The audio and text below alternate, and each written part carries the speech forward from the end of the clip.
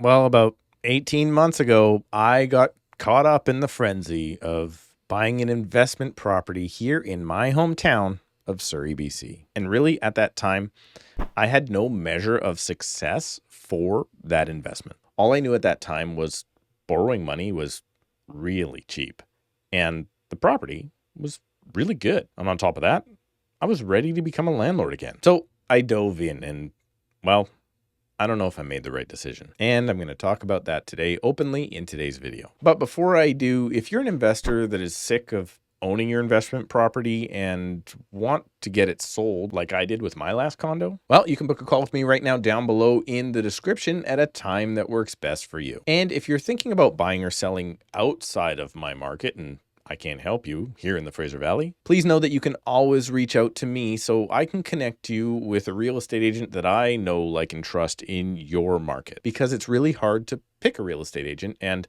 I'd love to help with that if I can. But if you are in my market of Surrey in the Fraser Valley, please go ahead and subscribe to the channel. And remember to click the like button, because that is the best way you can help me get this video out to more people. And I would really appreciate if you did that. Now, let's get into the investment property that I bought without knowing if it was a good investment at all. Let's start with full disclosure about why I am making this particular video. I host a podcast with my friend Tom Story called, fittingly, The Tom Story Show. Both this YouTube channel and that podcast have grown quite the audience, and now we're getting attention from companies that want to sponsor our shows with advertisements to promote their products. One such company is a service called LendLord. LendLord is an app that helps you not only track your investment properties, but they also have features that allow you to analyze potential purchases and even analyze properties for a quick flip if that's your game.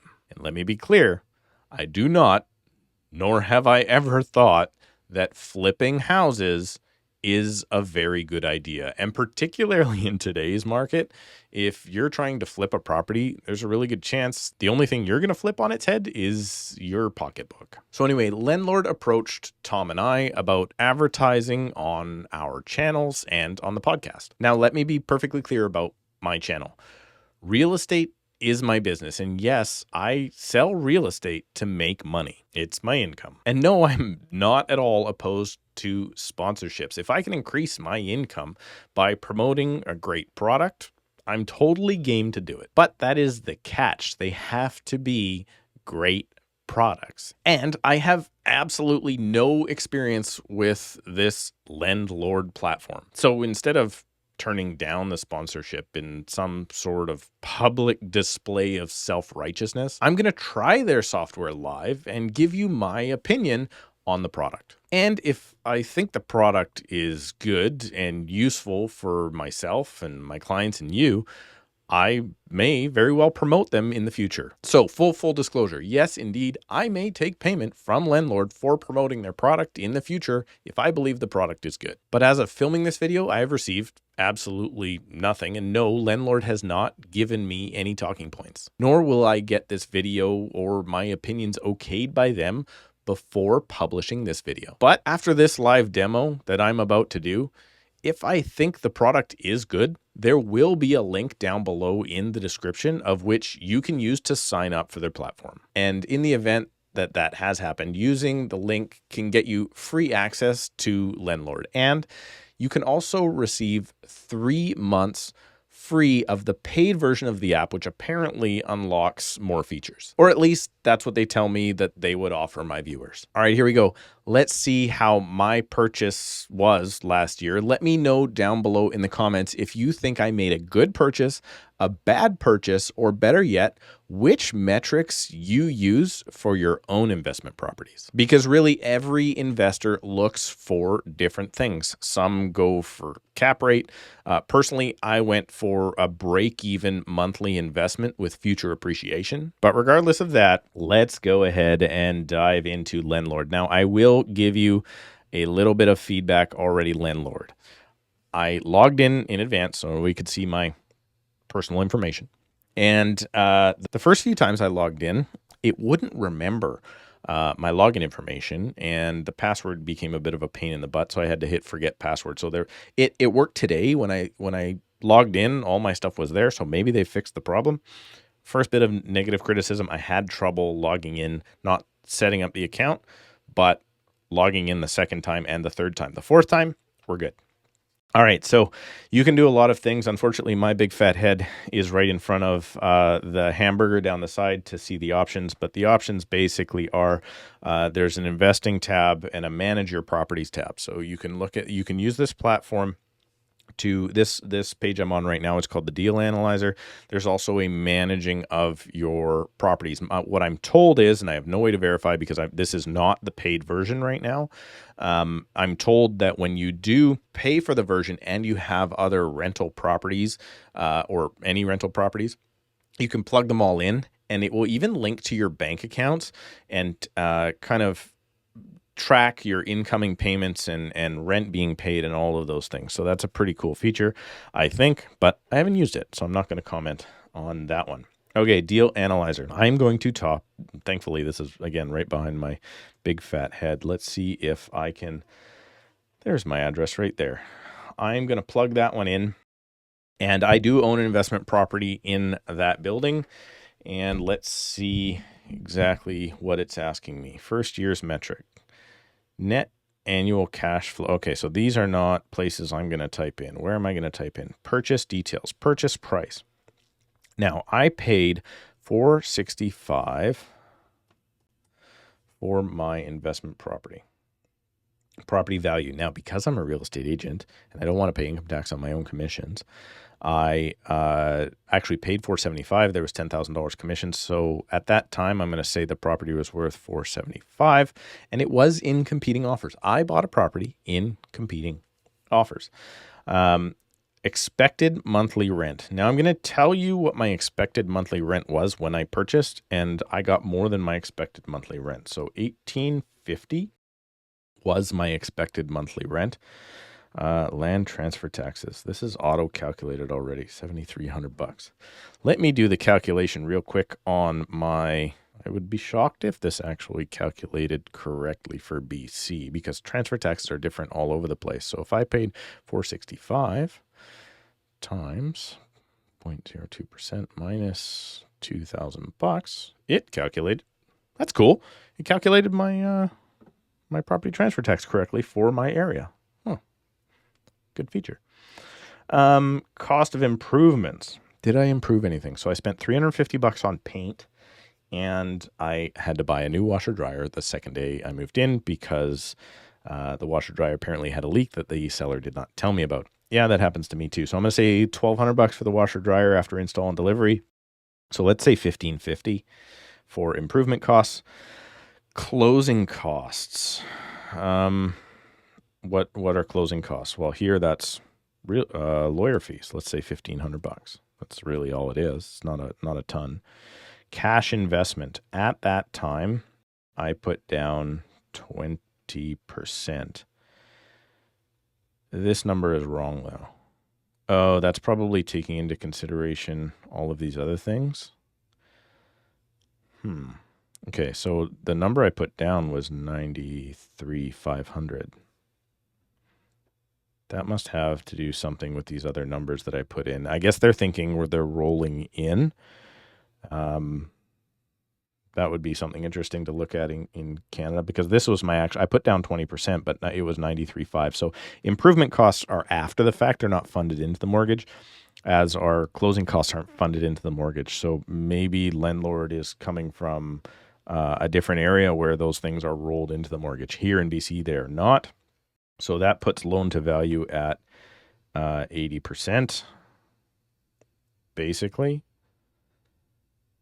Mortgage required, $372. That's exactly what my mortgage was. Deposit was $93. Cash investment. Okay, so this must be, there's a little bit of a bug here because this was for sure $93,500. Okay, so this must calculate slightly differently. Okay, I'm okay with that. I'm gonna keep going. It's all relative. So 82% loan to value. I guess that's also taking in the property value as opposed to the purchase price. So this is something that I don't think you would see often. If you're a retail, what I call a retail investor, or somebody that would invest with me, we're not buying 50 units at a time or anything like that. You're not a wholesaler. So you're not getting a discount. You're paying market value. So for most people, purchase price, property value are going to be the exact same thing. So that can come in here. I can see how if you're a more savvy investor, you're getting deals on properties that are worth more, or you're going to put in improvement costs, how you would look at deals slightly differently. Okay, so deposit was 20%. Mortgage term was 30 years. Now, here's the part you're all going to get sick at me at. I have a 1.89% mortgage, principal and interest. So one thing, I did a little bit of research on this company in advance, and I watched one of their webinars. They're also sponsoring, I believe, Canadian Real Estate Show right now. You should check that out. It's a fun show. TK is awesome. Daryl is crazy. So good luck, guys. But when I watched that one, I noticed they had an interview with the owner of LendLord, who I've never met. And he said that in one of the areas that they service, which I think is Great Britain, most of the mortgages are interest only. You pay zero principal down. So that's an interesting factor. Here we have principal and interest. That is my mortgage payment. So it's exactly what my mortgage payment is. So their mortgage calculator is really good. Mortgage fees, no. Mortgage insurance, no. I had no CMHC. Okay, so this is towards the Canadian side, so that's good. So this is obviously a separate product. So let's get up to the top here. I have my expenses in right now. This says that my net annual cash flow is $209 a month, so $2,500 a month. Cash on cash return is not even 2.5%. And the cap rate is 4.6. Now, if you can get a cap rate at 4.6 for a condo in either Toronto or Vancouver, you're probably killing it. You're usually not going to see that happen. First year investment, 15% return on investment. I mean, I'd be happy with that on any other investment. As far as a real estate investment goes, I don't think these are necessarily good ideas or good numbers, but let's keep going here. Okay, long-term metrics. All right, so I'm not going to fill in any of that.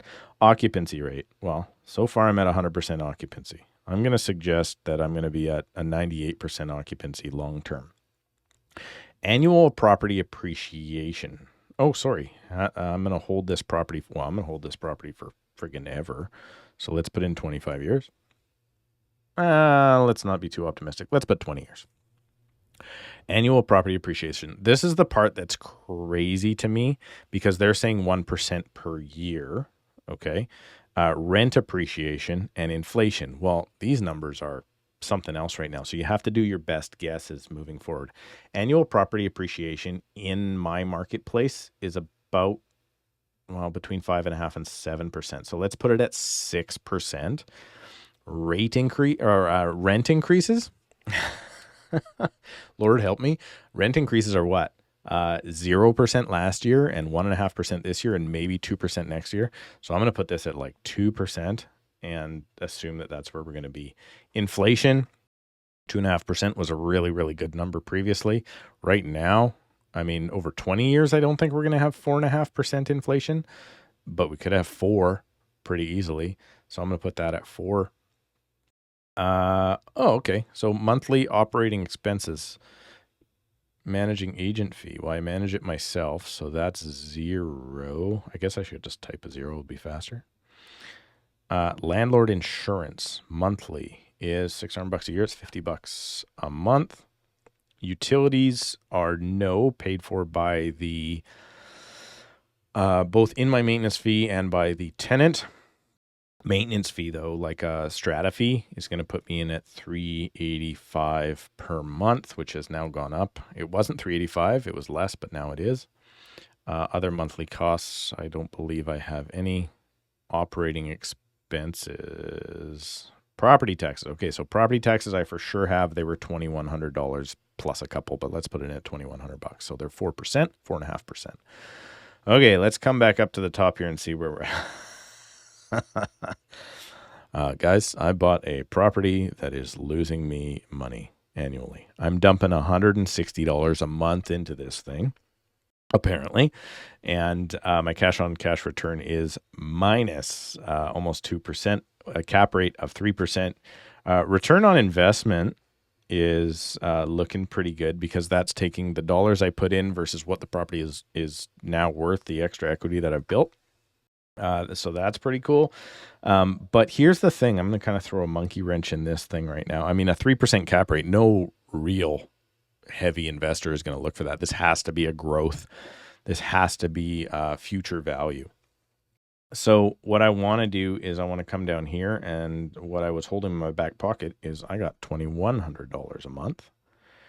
And so that's going to bump me back up to 3 3/4 cap rate. That's interesting. Long-term ROI, this is suggesting that I will make a 1,269% return, which I would be very, very happy with. And we got to look at also future values, equity in this. Okay, let me holding period breakdown. Okay. Wow, this is cool.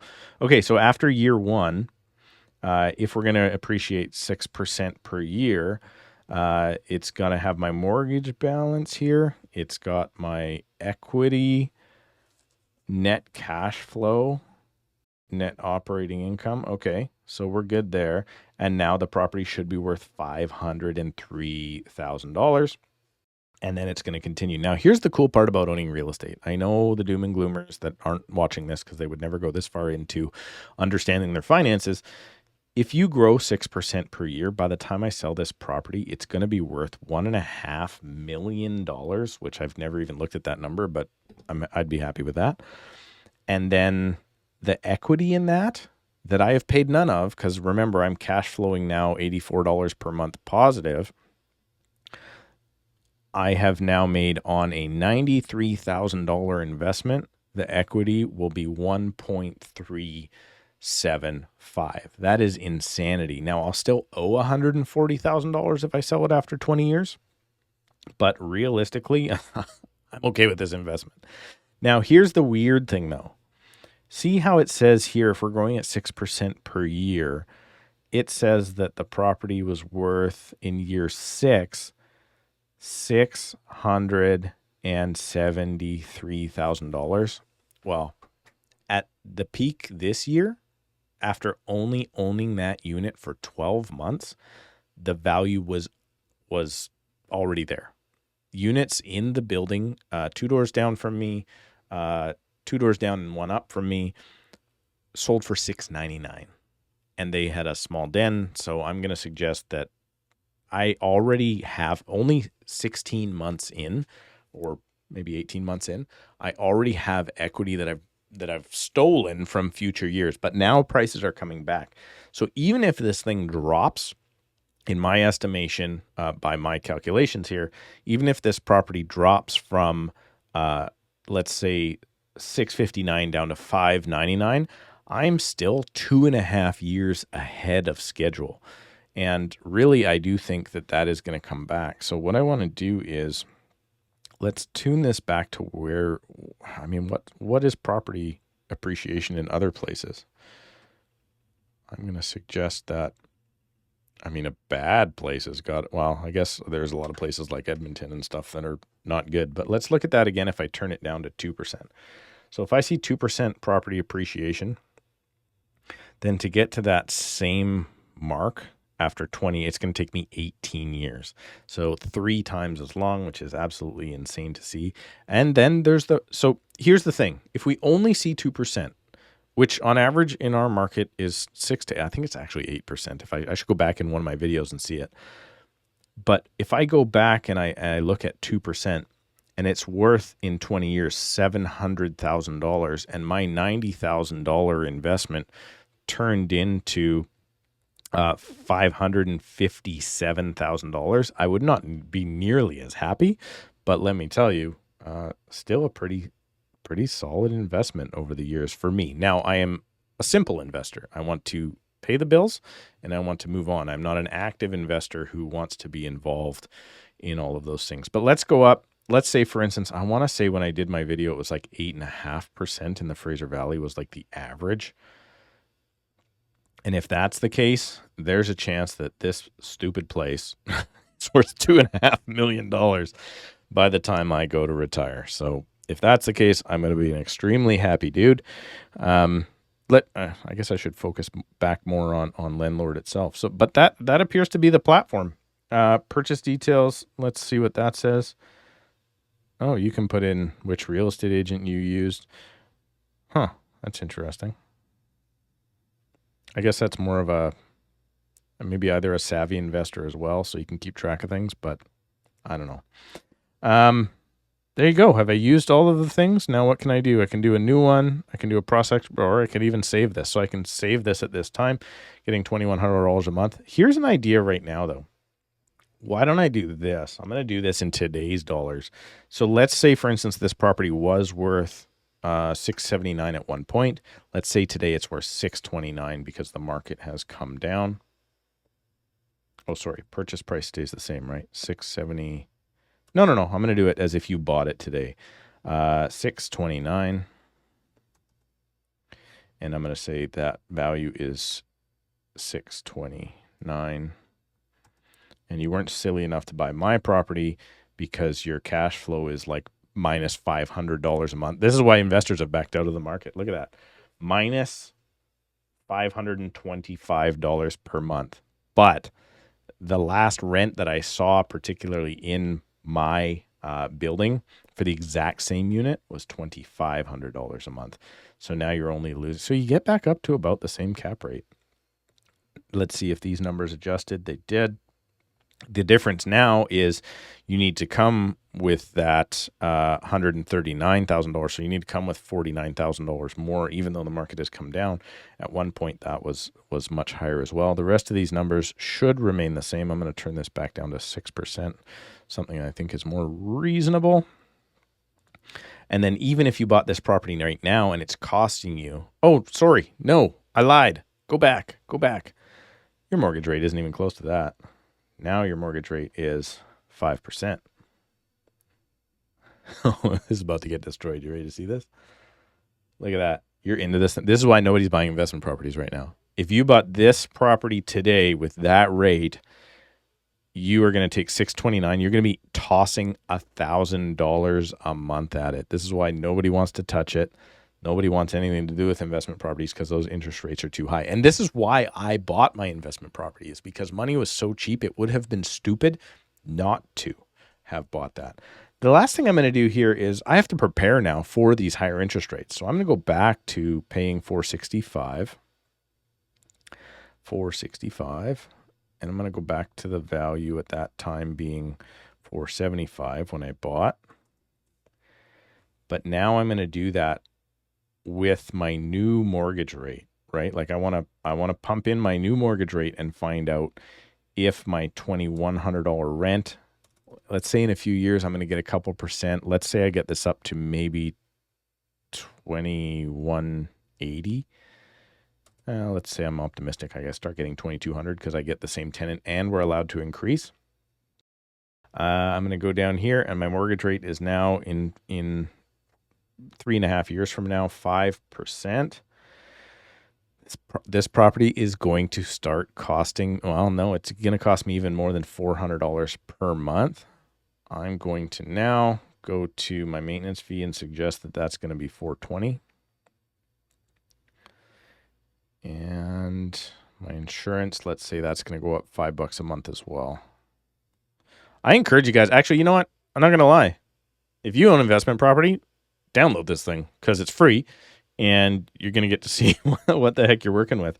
So there's a chance, and this is what I have to be very wary of myself in my own personal funds. So even though this property is going to be worth probably $1.5 million when I go to sell it, right now, if I were to renew, there's a really good chance that I'm going to be into it for $450 a month. So it's almost going to be like my RRSP contribution. And let me get you out of this so I can see you again. There's a very, very good chance that that's going to hurt me. in the future. So now I know, and looking at this and getting it in my brain, what I need to do is focus on paying down my main mortgage. Now, thankfully, my mortgage on my house is coming very, very close to being completed. So this is not going to hurt me at all. But it is a very interesting thing. Actually, this is the part I want everybody to do here. I want you to download this, and I want you to take your investment property if you have one, and I want you to plug it in, and I want you to put in tomorrow's interest rates.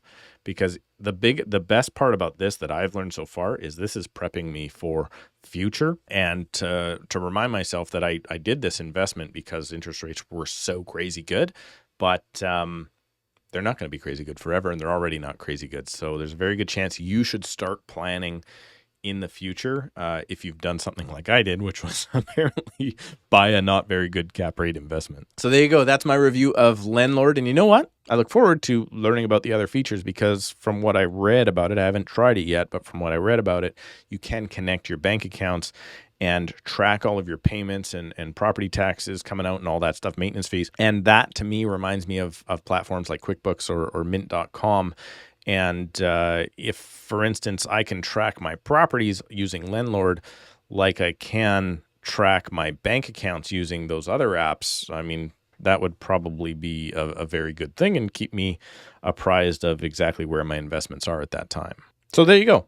I am going to put the link down below this video, and I'm going to encourage you to try it out, at least the free version. If you want, download and get free access to the paid version for 3 months, and let me know about your opinions of the platform and if you think it's of value. You will likely see, if everything works out well, these guys sponsoring us here on this channel in the future, and maybe even on the Tom Story Show, because their product seems good to me. I'm happy with it. If you're an investor or looking at a purchase, you should probably give this a shot. Because what are your other options? You have to do this all manually, and this is all set up for you. It was easy. That's it for today. Please subscribe, click the like button. Remember to sign up for LendLord below, apparently. Thank you so much for watching, and we'll see you in a couple of days.